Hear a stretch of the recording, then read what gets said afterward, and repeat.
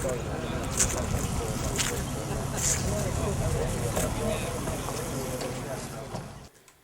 Rover Sports Register is a club for people who are enthusiastic about old Rover cars. I've been a member on and off for 40 years, and the summer before last we went up to the Lake District to their national rally. I drove an old Rover for many's the year, and it gave me the style which to me was so dear. But practical reasons have altered the score, and I never will drive an old Rover no more, and it's no, nay, never. They all, when you sent in the form, they said, "What are you driving up to the rally?" And I wrote down Skoda. So why did you want to go to the Rover rally when you don't actually have a Rover anymore? Well, I had 5 or 6 Rovers over the years, everything from a 1931 Rover 10 up to a 1960 Rover 100. And once you're bitten by the bug, it's just always there. And you get a chance to see some amazing cars. The earliest one at the show was a 1926 Rover 1445, which had been updated to a larger engine, a 1650. And that had come out of a museum in Scotland, small one, which was being sold off. And there were things like a Rover Marauder, which was their short-lived attempt at a sports car just after the war. Very grand, very fast, but far too dear for the post-war markets. There's only about a dozen of them ever made.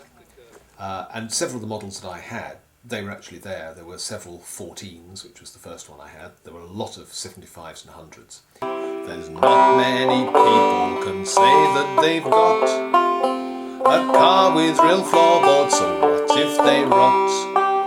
The girls love my sunroof, they only complain when despite being closed it lets in all the rain, and it's no, nay, never, no, nay, never, no more will I drive an old Rover, no, never, no more.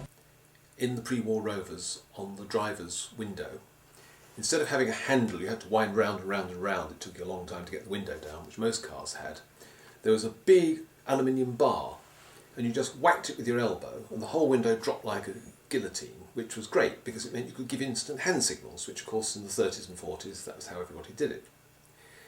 And then of course Trafficators came in, popularly known as angel's wings, which were the little arrow-shaped devices that popped up on the appropriate side of the car, lit up with an orange light, and when you made your turn, they dropped down again, which was great until the 70s, and a new generation of drivers didn't know anything about hand signals, and they didn't know anything about Trafficators, and I had one guy who ran straight into the back of me because he didn't see the Trafficator. He could have gone to the left, he could have gone to the right, but he had a little helmet in, he went straight into the back of my 1.5 ton of pre-war Rover, and ended up with a car about 5 foot long. He wasn't very happy.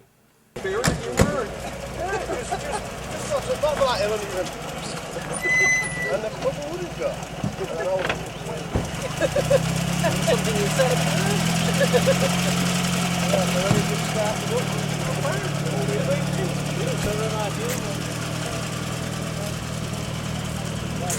No.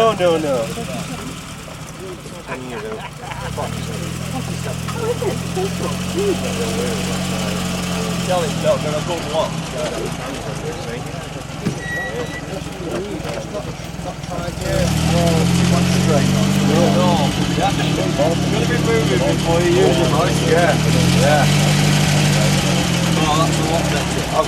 I've got one of those purely because the lady owner can't handle it.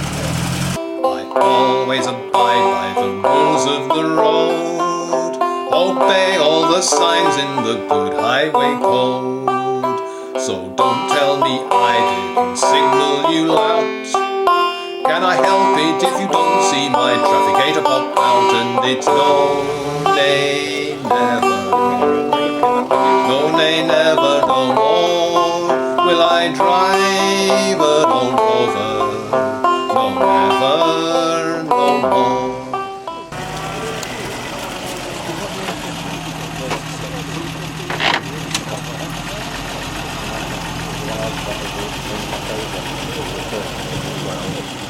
The only one with them, I've been looking every picture and everything else has got Only that one yesterday that saw the long flat hand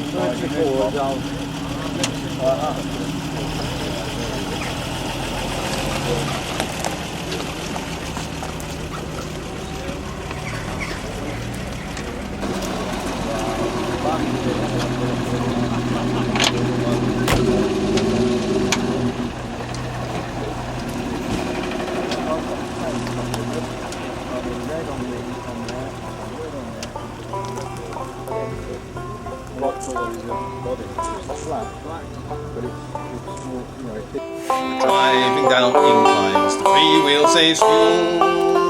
If the brake's a bit dodgy, it isn't so cool. The harbour's ahead and we're going to drown.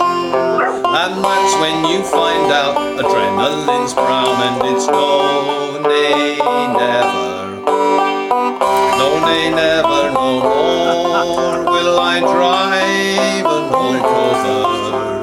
No, never, no more. Rovers is Rover for me now it seems, and it looks like I'll just have to make do with dreams. One day I'll retire, and then I feel sure I'll be able to drive an old Rover once more, and it's no, nay, never.